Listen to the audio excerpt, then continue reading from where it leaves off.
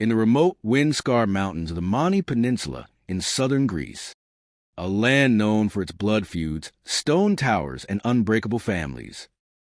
There's a cake that was never meant to be tasted by the living. It is never baked for weddings, festivals, or celebrations of life.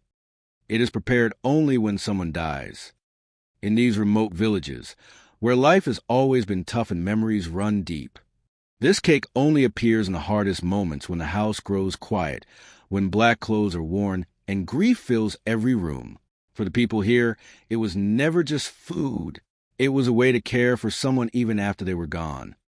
A gentle offering so the departed wouldn't go hungry on their journey, and so the living could feel that a part of them was still close. The recipe was passed down with great care, always from mother to daughter.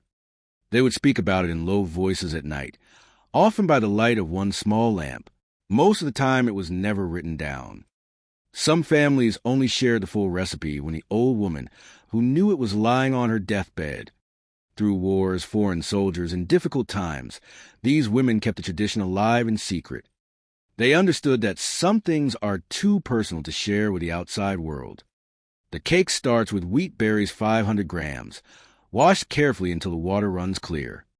They go into a heavy clay pot, covered with cold water, and simmer gently for 45 to 60 minutes until tender but still holding their shape. But the women who knew the real way did things a little differently. After cooking, they would drain the wheat and spread it on clean white cloths to dry slowly in the cool night air. They didn't rush this part.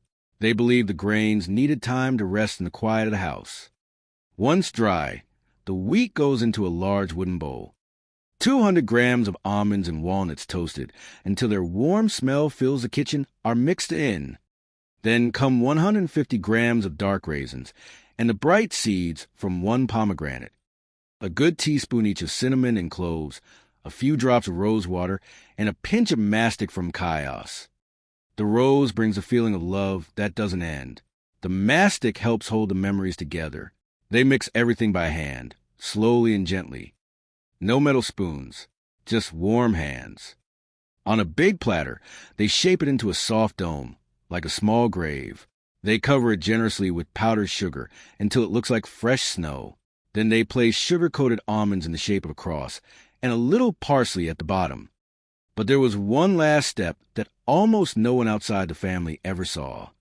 Just before the final sugar, they would carefully add a few drops of sweet wine that had been blessed during the memorial service. They let it slowly soak into the center, not mixed through, just resting inside, waiting. When the cake is finished and sitting under soft candlelight, it carries a beautiful, gentle scent, warm spices, rose, toasted nuts, and sweet wheat. The texture is comforting. Soft wheat and fruit, crunchy nuts, all brought together with that quiet touch of wine. This cake was never really about eating. It was about love that refuses to stop just because someone has died, a way for families to say, "We're still taking care of you. You're still part of us." In our busy world that forgets so quickly, these old traditions feel very precious. They show us that grief can be turned into something meaningful, and that some recipes carry more than flavor. They carry love, memory, and quiet strength passed through generations. This is one of those dishes that almost disappeared completely. The fact that we can still make it today is thanks to the women who protected it in silence for so long. Thank you for spending this time with us. Subscribe as we uncover more of these hidden legacies.